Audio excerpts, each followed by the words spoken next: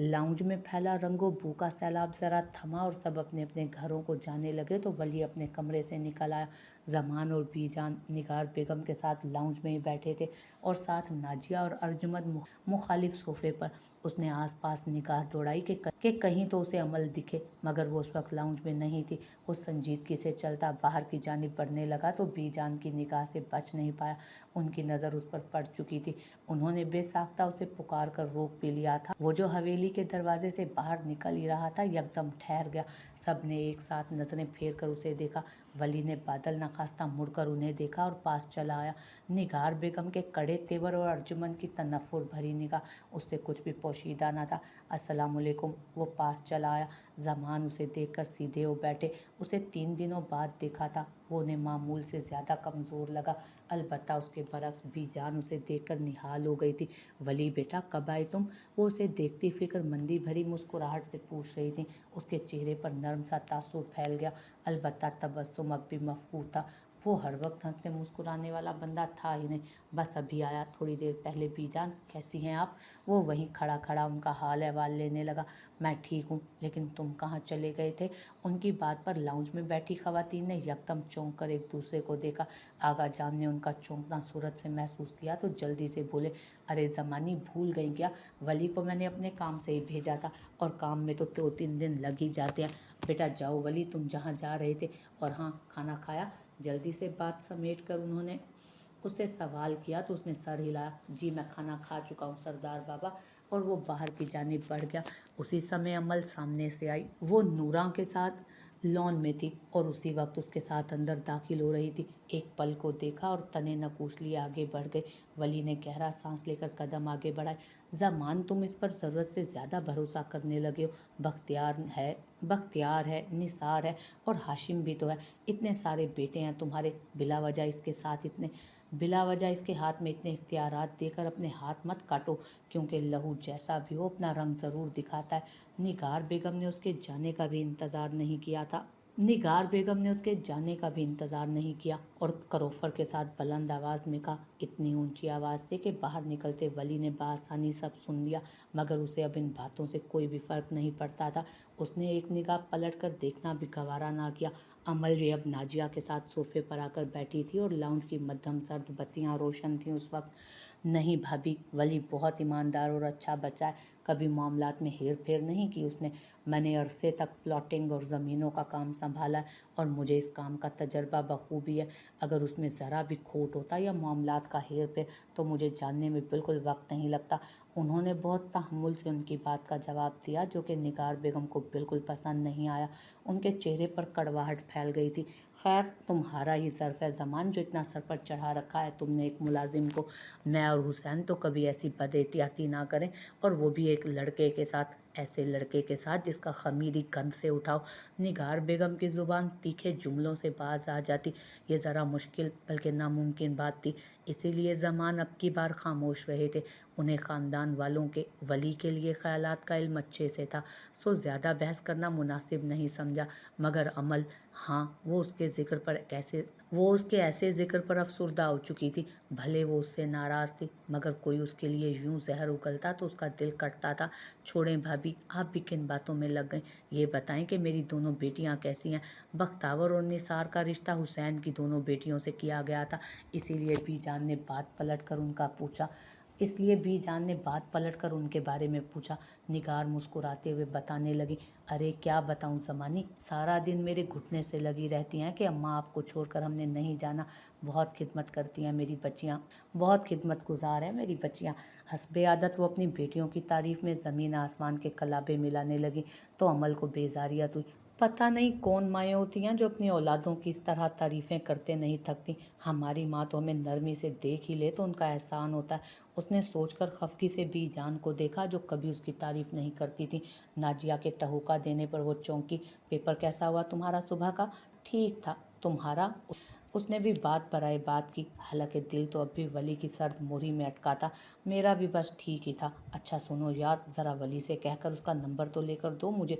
वो दोनों इतनी आवाज़ में बात कर रही थीं कि सिर्फ वही सुन सकें, मगर फिर भी अमल ने उसकी बात पर उसे बेयकीनी से देखा। तुम्हारा दिमाग ठीक है?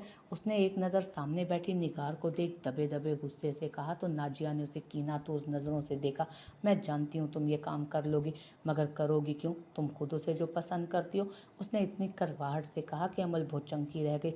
तो क्या अब उसके दिल के अहवाल उसके चेहरे पर रख्म होने लगे थे? क्या ये सब अब उसके चेहरे से झलकता था? ओह खुदाया, उसे सच में परेशानी ने घेरा। नाजिया से किसी भी बात की उम्मीद की जा सकती थी, और अगर ये बात निगार ताई के कान में चली गई तो या खुदाया, वो तो कहीं की नहीं रहेगी। आज पता नहीं कौन सा दिन था जो उसे यूं इस तरह झटके मिल रहे थे, पहले वली और अब ये नाजिया। ऐसी कोई बात नहीं नाजिया, तुम अपनी तरफ के अंदाजे अपने पास रखो और प्लीज़ आइंदा इस तरह की बात मत करना। उसका दिल अचानक ही बहुत तेज़ धड़कने लगा। नाजिया ने तल्खी से सर झटका। और अगर ऐसी बात नहीं है तो तुम्हारी उससे बात है, मुझे उसका नंबर लेकर दो, फिर मैं समझूंगी कि ऐसा कुछ नहीं। चैलेंज करती मुस्कुराहट के साथ उसने कहा, तो अमल का दिल चाहा उसकी तबीयत साफ कर दे, मगर फिर सब्र का घूंट भर कर रह गई। मैं ऐसा कुछ नहीं कर सकती, सॉरी। अगर तुम्हें उससे नंबर चाहिए तो खुद ही मांग लो। यकीनन अगर वो भी तुम्हें पसंद करता होगा तो तुम्हें अपना नंबर देने में हरगिज़ देर नहीं करेगा। अब मुस्कुराने की बारी अमल की थी, क्योंकि उसे अंदाज़ा था कि वली को नाजिया में कोई दिलचस्पी नहीं। तुम जानती हो कि वह ऐसा नहीं करेगा। उसकी मुस्कुराहट गायब हुई। तो फिर इस किस्से को भूल जाओ। वो वली है, जितनी दुरुस्ती से तुमको डील करता है इसी तरह लिया दिया सबके साथ रहता है। मैं कोई ख़ास नहीं हूँ उसके लिए। ये कहते हुए उसका दिल एक पल के लिए डूबा, मगर वो संभल गई। जो बात करनी है उससे खुद करो, मुझे इस सब में मत घसीटो। तुम उसे पसंद करती हो, मैं नहीं। बहुत आराम से उसने उस पर वाजे कर दिया, मगर नाजिया इतनी आसानी से मानने वालों में से नहीं थी। अच्छा ठीक है, नंबर मैं खुद ही मांग लूँगी, तुम बस मेरे साथ रहना प्लीज़। देखो, इससे इनकार मत करना। उससे जान छुड़वाने के लिए बेजारियत से उसने हामी भरी और लाउंज में ही जमकर बैठी रही, क्योंकि उनके यहाँ बड़ों के दरमियान से उठकर जाना मायूब समझा जाता था। वो यहाँ क्यों आया था बाबा? बुलंद चमकती हवेली की सारी बत्तियाँ रोशन थीं, मुलाजमीन की मौजूदगी ना होने के बराबर। सो वो आराम से पुरताइश लाउंज में आमने सामने बैठे थे। ऐसे के टांग पर टांग रखे बारूब किस्म के हुसैन एक जानिब और मुस्तरिब सा आगे को होकर बैठा हाशिम उनके मुकाबिल। उसे मैंने ही बुलाया था। उनके मुख्तसर से जवाब पर उसे तैश आया। ज़रा और आगे होकर बैठा। उसके अंदर की बेचैनी बढ़ती जा रही थी। इस घर में उसे मत बुलाया करें आप। ये मेरी माँ बहनों का घर है। इस घर के कुछ असूल हैं। अपने अमाल के नताइज को यहाँ दावत मत दिया करें। उसकी आवाज़ गुस्से से बुलंद हुई तो हुसैन ने उसे नागवारी से देखा। जर्द रोशनियों से ज़रा किनारे पर बैठा हुसैन आधा रोशनी में था और आधा अंधेरे में, ऐसे कि उसके चेहरे के तासुरात वाज़ेह न थे, मगर वो बिना देखे उनके हर रुख से वाकिफ़ था। ये घर मेरा है हाशिम, और इसके ये असूल भी मैंने ही बनाए हैं, तो इसमें तुम्हारे एतराज़ की गुंजाइश कहीं भी बाकी नहीं रह जाती। उसके ठंडे से जवाब पर हाशिम को अपना वजूद तपता महसूस हुआ। लेकिन उसे यहाँ आइंदा मत बुलवाइएगा, ये मेरी आपको पहली और आखिरी वार्निंग है। और अगर आपने उसके खिलाफ जाने की कोशिश की तो इसकी लाश गांव के कुत्तों को भी नहीं मिलेगी। अब कसरती जिस्म वाला हाशिम चबा चबा कर बोलता हो, तो हुसैन ने उसे बस ज़रा सी गर्दन ऊंची करके देखा। तुम वली के मुकाबले पर नहीं हो हाशिम, भले ही तुम उससे उम्र में बड़े हो, मगर उसका और तुम्हारा कोई मुकाबला नहीं। अगर तुम उसे कत्ल करना चाहते हो तो ज़माने भर के कुत्तों से उसका भी वास्ता पड़ता है।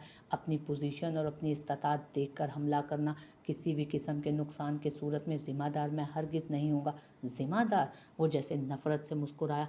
उस सारे गंद का ज़िम्मेदार आपके अलावा और है ही कौन? इस सारे हालात के ज़िम्मेदार आप हैं। जो कुछ आपने किया वो कहीं गायब नहीं हुआ, वहीं रह गया है। हर जुर्म के निशान रह जाते हैं, कुछ भी नहीं मिटता यहाँ। यहाँ तक के अल्फाज का भी फ़िज़ा में यहाँ तक के अल्फाज भी फ़िज़ा में साकिन रह जाते हैं। जैसे ही कोई वहाँ ज़रा सी बारीक बीनी से देखता है ना, उसे उस जुर्म के निशान नज़र आने लगते हैं। अपने तय आप बहुत बड़े खिलाड़ी हैं, मगर वो रुका तो सारी हवेली जर्द रोशनियों में खड़ी किसी कदीम सहर के ज़ेरे असर लगी। मगर हर खिलाड़ी कहीं ना कहीं चूक ही जाता है। आपने उसे मस्जिद के बाहर डलवाया और समझ लिया कि उसे तो कुत्ते खा गए होंगे, मगर पापा, उसकी कनपटी की रग उभरी, वो जिंदा बच गया और आज भी हमारी नज़रों के सामने घूमता फिरता। वो हमारे चेहरों पर ज़ोरदार तमाचा है। इस सब के बाद वो रुका नहीं था, आगे बढ़ गया। मगर नीम अंधेरे में बैठा हुसैन का चेहरा पहले वाला ना था। उस अंधेरे से कहीं ज्यादा अंधेरा उसके चेहरे पर बखूबी देखा जा सकता था। वो हवेली से बाहर निकला तो उसका फोन बज उठा था। उसने एक पल को रुककर हाथ में पकड़ा फोन निगाहों के सामने किया और फिर नंबर देखकर उसके तने आसाब ढीले पड़े। स्पार्ट से चेहरे पर शनासाई उभरी और फिर वो शनासाई धीरे से मुस्कुराहट में ढलती गई। वो अब तक हवेली के सरसब्ज से दालान में खड़ा था और खुनसी हवा से उसके बाल हल्के हल्के उड़ रहे थे। उसने मुस्कुराते हुए कॉल काटकर दोबारा से राब्ता मिलाया और फिर दूर तक खामोशी में डूबे लॉन को देखते दूसरी तरफ जाते फ़ोन को सुनने लगा। 1 घंटे के बाद ही फ़ोन उठा लिया गया। तो फिर क्या फ़ैसला किया है तुमने? उसने बहुत नरमी से पूछा था और फिर लबों को दांतों तले दबाए उसने आगे वाले की बात सुनी। मैं आपको जनाजा दूंगा वली, मैं कभी आपको डिसऑन नहीं करूंगा, मैं कभी भी आपको पहचानने से इनकार नहीं करूंगा, क्योंकि आप सारी दुनिया आपको छोड़ सकती है मगर ज़ैन आपको कभी नहीं छोड़ सकता। मासूम अल्फाज में कहे गए चंद जुमलों ने जैसे उस पर जमी सालों की कसाफत को एक हाथ मारकर झाड़ दिया। ये एहसास कि कोई उसे भी जनाजा देगा, कोई होगा जो उसके मरने के बाद उसकी लाश को ऑन करेगा, भले ही वो एक छोटा सा बच्चा ही क्यों ना हो। उसे इस बात का कोई तरद्दुद नहीं था। मुहीब तारीकी में डूबे दालान को यासियत से देखते वो मुस्कुराया था। थैंक यू जैन, और फिर फ़ोन काट कर कान से हटाकर बाहर की जानिब बढ़ा। डेरा अब तक बंद हो चुका था मगर वो एक नज़र इधर के मामलात देखना चाहता था। इन 3 दिनों की मुस्तकिल गैर हाजिरी के बाद पता नहीं उसे क्यों एहसास हो रहा था कि कोई उसके पीछे है, उसे खोज रहा है, कोई उसे खोदने को निकला हुआ है। चलो जो भी होगा वो जाकर देख लेगा। उसी पल उसे सामने हाशिम की आकाड़ अपनी तरफ बढ़ती हुई नजर आई। तेज़ हेडलाइट्स के बाइस उसने आंखें चुंधियाकर उस पर हाथों का छज्जा बनाया था और आने वाले को बगौर देखा। हेडलाइट्स ज़रा मध्यम हुई तो उसे फर्स्ट सीट पर बैठा हुआ हाशिम नजर आया। उसने गहरा सांस लेकर बेजारियत से उसकी गाड़ी को देखा और अपनी कार की जानिब बढ़ गया, मगर इससे पहले ही हाशिम कार का दरवाज़ा खोलता उसकी जानिब आ चुका था। क्या लेने आए थे तुम हमारे घर?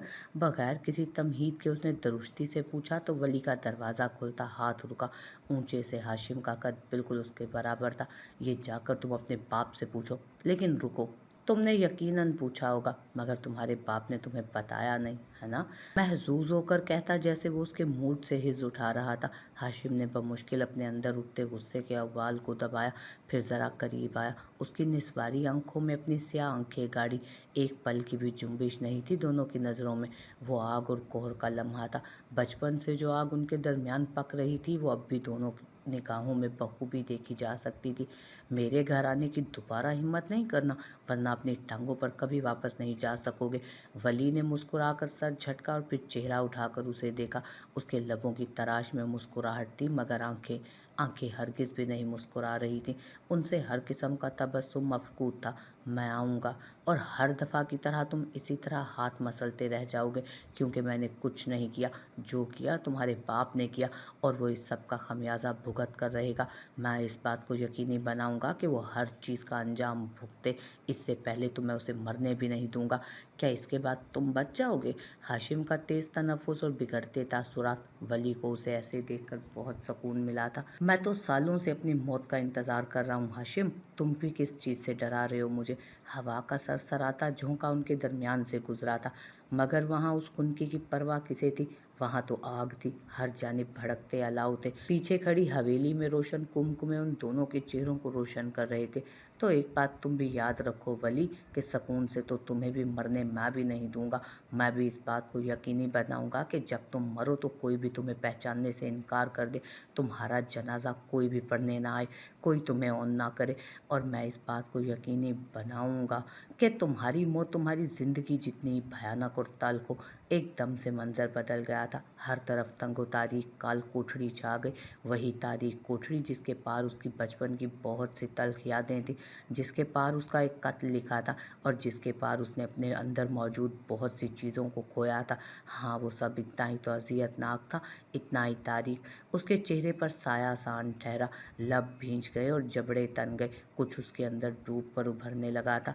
मुझे लगता है कि अब कोई भी आग मुझे वाकई नहीं जला सकती, क्योंकि मैं खुद आग बन गया हूँ। मुझे कोई अजाब अब अजाब नहीं देगा हाशिम, क्योंकि मैं खुद एक अजाब हूँ اور عذاب وہ رکا تھا بس لمحے بھر کے لیے۔ اس کی ساکت پتلیوں کے آس پاس اب سرخ ڈورے ابھرنے لگے۔ عذاب کو نہیں کاٹا کرتا۔ ایک جھٹکے سے کہہ کر وہ کار کا دروازہ کھولتے اور پھر دوسری نظر اس پر ڈالے بغیر سن سے گاڑی بھگا لے گیا۔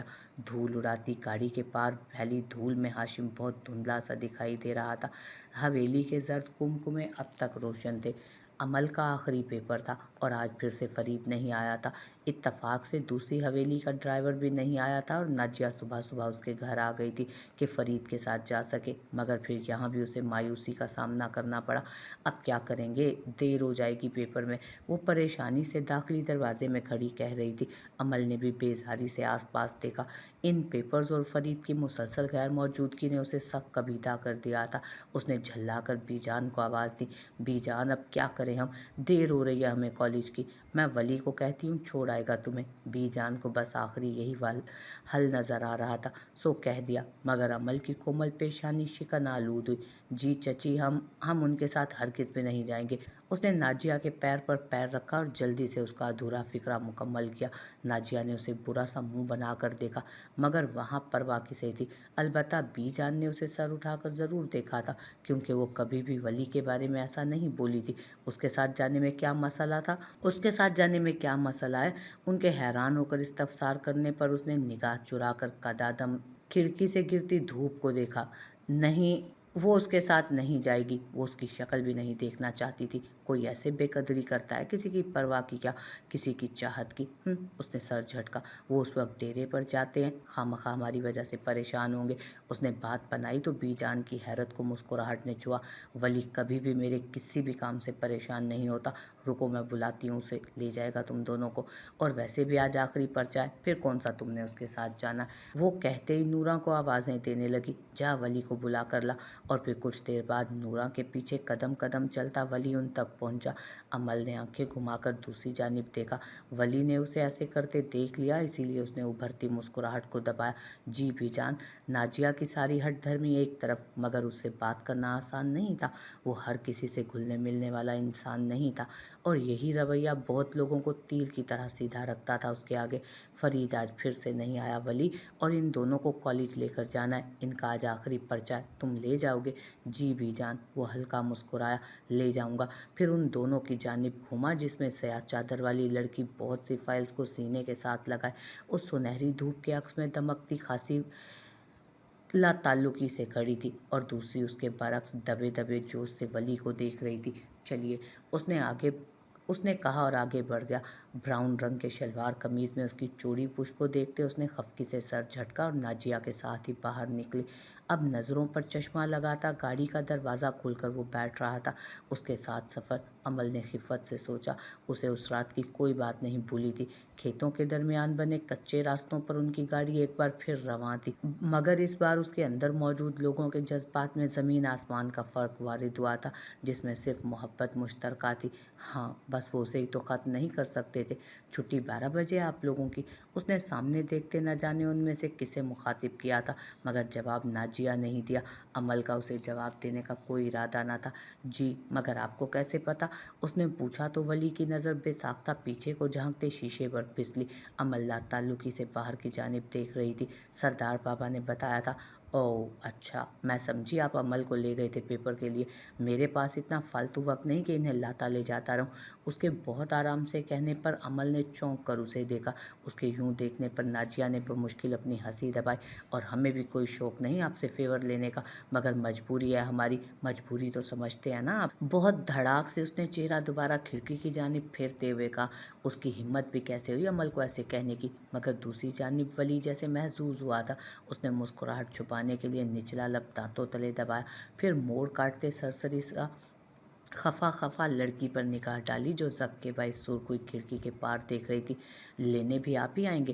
ناجیہ کے پوچھنے پر اس نے شانے اچکائے، اور اس سے پہلے کہ کوئی جواب دیتا عمل بول پڑی، ان کے پاس بالکل بھی فالتو وقت نہیں ہے ہمیں لانے لے جانے کا، اسی لیے بس بی جان کو فون کر کے میں منع کر دوں گی کہ کسی اور کو بھیج دیں، کہیں ان کا کوئی ضروری کام نہ رہ جائے۔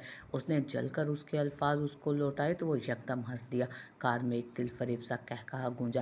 معافی بی بی، اگر آپ کو برا لگا ہو تو۔ کتنی سہولت سے معافی مانگ رہا تھا۔ عمل کا دل کیا ہاتھ میں پکڑی فائل اس کے سر پر دے مارے۔ قدیم وقتوں کے شہزادیوں کے قصے تو سن ہی رکھے ہوں گے آپ نے کہ وہ کسی کی ذرا سی غلطی پر معافی دینے کی بجائے الٹا کڑی سزائیں دیا کرتی تھیں اور لوگوں کو عبرت کا نشان بناتی تاکہ دوبارہ کوئی گستاخی کرنے کی جرت نہ کر سکے۔ افسوس میں نے ان کے اس عمل کی ہمیشہ مذمت کی، بالکل ٹھیک کرتی تھی وہ، انہیں اندازہ تھا کہ لوگوں کو قابو کیسے کیا جاتا ہے، مگر خیر وہ ٹھہری اور پھر شہد رنگ جگمگاتی آنکھوں کو کسی امروئی خوبصورت شہزادی کی طرح بے نیازی سے گھمایا۔ ہم آپ کو معاف کر دیتے ہیں آپ کی گستاخی پر۔ کیا ادا تھی اور انداز تو رہنے دیجیے نا، سیاہ چادر کے حالے میں دھلی چاندنی دن کی روشنی میں سنہری دھوپ لگ رہی تھی وہ۔ ولی نے اس سے زیادہ خوبصورت کوئی شہزادی نہیں دیکھی تھی، کوئی اس سے خوبصورت تھی ہی کہاں۔ مجھے کڑی سزاؤں سے ڈر لگتا ہے، اسی لیے میں بہت شرافت سے آپ کو لینے آ جاؤں گا، پھر یقیناً معافی بھی سہل ہو ہی جائے گی۔ ایک تو جب وہ نرم ہوتا تو اس جیسا کوئی نہ ہوتا، اور جب رکھائی برتتا تو عمل نے جھرجھری لی تھی۔ جی آپ ہی آئیے گا، ہمیں بہت اچھا لگے گا۔ ناجیہ نے اپنے ساتھ اسے بھی گھسیٹا، اس نے اسے دانت پیس کر گھورا۔ کالج کے باہر ان کو چھوڑ کر وہ سیدھا ڈیرے پر آ گیا۔ آفس کا نظام ویسا ہی تھا، مخصوص چہل پہل، کام کرتے گاؤں کے لوگ، اپنی اپنی نگرانی میں زمینوں کی کٹائی کا حساب دیتے کسان۔ اس نے سنجیدگی سے قدم آگے بڑھائے۔ آفس کا دروازہ کھول کر جیسے ہی وہ اندر آیا تو اندر شاہ نواز پہلے ہی موجود تھا۔ اسے دیکھ کر اٹھ کھڑا ہوا، اسے ہاتھ سے بیٹھنے کا اشارہ کرتا وہ سن گلاسز آنکھوں سے ہٹاتا کرسی کھینچ کر بیٹھ گیا۔